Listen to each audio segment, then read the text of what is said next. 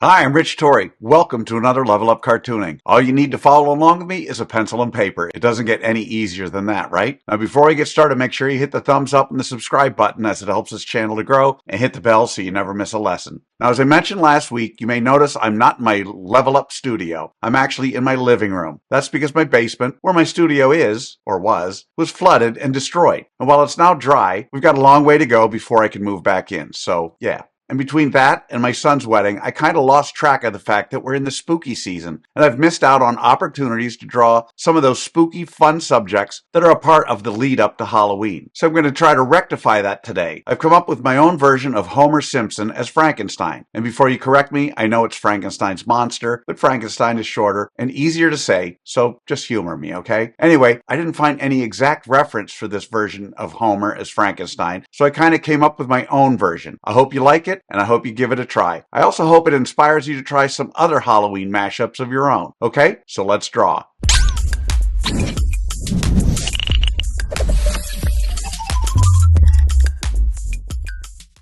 So we're going to draw our turnaround of Homer as Frankenstein step by step, giving you the secret formula to be able to draw him again and again. If you watch any of my other videos, you know I normally use the character's head to figure out how big the entire character is. Franken-Homer's body, in all four angles, is roughly 3 of those heads tall. In other words, however tall we draw his somewhat flattened, ovally head, his entire body, including his round belly, is about 3 of those tall. Okay, so what do you say we draw a roadmap for our turnaround of Homer Simpson as Frankenstein?